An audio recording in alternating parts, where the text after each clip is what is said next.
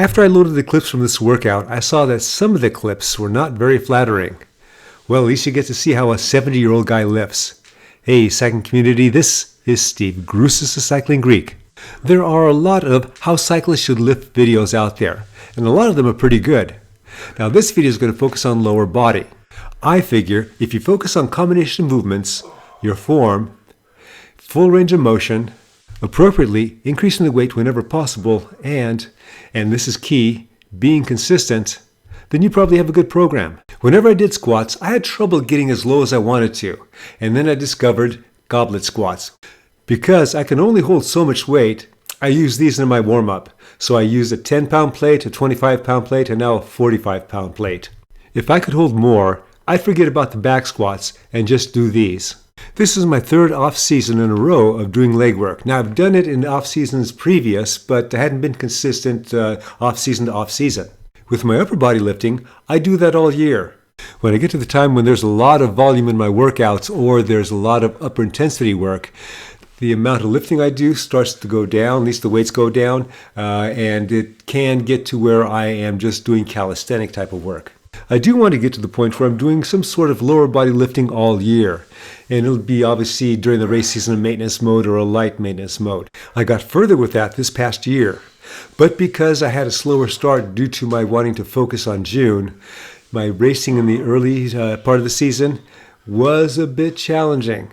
In fact, I got a tad concerned, and so one of the things I did was stop any type of lower body lifting so I'd have a little less pressure on my legs in subsequent races. We'll see how I do this coming year. Okay, back to the squats. You'll notice I'm not going that low. I am breaking parallel, and I'm glad of that. You'll also notice I'm not using a lot of weight. Right now I have 25s on each end, so pretty much I'm just lifting 95 pounds. I'd love to show you that I'm lifting 2 or 3 plates on each side, but that's not me. That's not where I am right now. For me, especially as an old guy, it's important for me to go full motion rather than just do a half a squat, let's say, just so I can get more weights and arguably more stimulation based on the range of motion on the bike. This is where I deviate, where I'm lifting for me as an old guy rather than lifting for me as a bike racer. What you may not be seeing unless you have a real good eye for this is that I'm fighting shifting my weight to my strong leg, especially as the weight gets heavier. That and similar situations are why I use lighter weight, focusing on my form until I get it right, at least for that weight. And then I do it all over again when I increase the weight. Until the weight gets heavy enough or difficult enough, I'm doing sets of 5, and right now, sets of 3.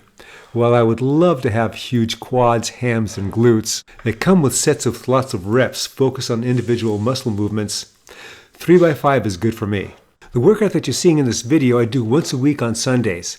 I do a minor version on Wednesdays where I'm just doing the goblet squats and I'm doing some step-ups, and depending on the weather, and the weather's raining today, I'll do box jumps outside, as you'll see in a bit. One of the things that's important to me is my timing of my lifting versus my riding. Sundays are perfect for me. I get to ride early in the morning, I do a couple hours, and I do intervals. As an aside, the intervals I'm doing now are tempo intervals. And as the off-season progresses, they'll go to sweet spot and to threshold. On Sundays, I start my lifting around mid-afternoon. I want a minimum of 3 hours between the time I get off the bike and when I pick up that first weight. That way, I am sufficiently recovered. I don't have that same option on Wednesdays since I'm still working, not retired yet. So with a smaller endurance ride on Tuesdays and the what will eventually be VO2 max intervals on Thursdays, I do that lighter workout that I described earlier on Wednesdays. I love the concept of deadlifts and what they can do for you.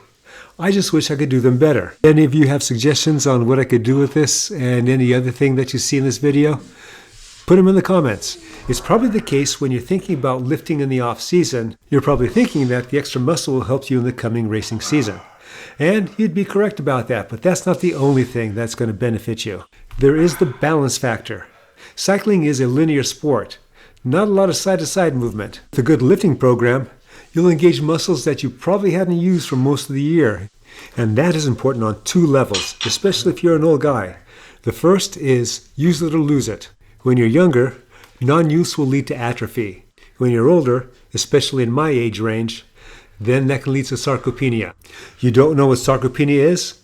Well, with atrophy, the muscles shrink. With sarcopenia, the muscles get reabsorbed but back into the body, never to return.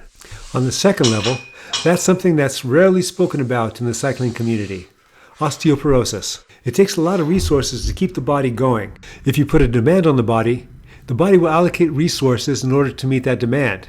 If you're not putting a demand on the body, or you stop putting a demand on the body will reallocate those resources to somewhere else. That not only includes losing muscle, but that also includes losing calcium from your bones. I already had a potential hairline fracture in my tibia scare last off-season. That, along with the other things that I mentioned, is the reason I'm aiming to continue lower body lifting into the coming race season. In the previous clip, you saw I was doing lunges, and I would do that from one end of the front of my property out to the other end. I do a couple sets of that. By then, my legs are starting to feel the previous work. With these step-ups, things are starting not to look so pretty. You'll notice as I'm doing these that there's a balance aspect, or in my case, lack of balance. I'm looking for that to improve as time goes on. And when I say as time goes on, as I am consistent. That's the key, consistency with these workouts. If I can step up and hold my position there for a second, then I kept my balance. It's easier to do with my right leg as it's slightly stronger. One of the things that I hope to do, and I don't know if I'm going to ever get there, but I'm going to try, are pistol squats with either leg. That one I consider a big ask. Now with this one, I think I did 2 sets, not 3. I think I did stop at 2 because the workload was starting to accumulate and I still had one more exercise to do. And those were box jumps. And as you can well see, this was not pretty. In fact, this is my second set. I did 2 sets. The first set looked so awful, I just couldn't include it. Just keep in mind that no matter how bad this looks, this is going to pay off. I'm still working out the timing, but I'm going to be on this track for about a couple months. And after that, I'm going to turn more explosive in my workouts. I'm still working on the timing on that. Well, I hope you enjoyed this video and you got something out of it. As always, remember, comment, like, subscribe. The Cycling Greek.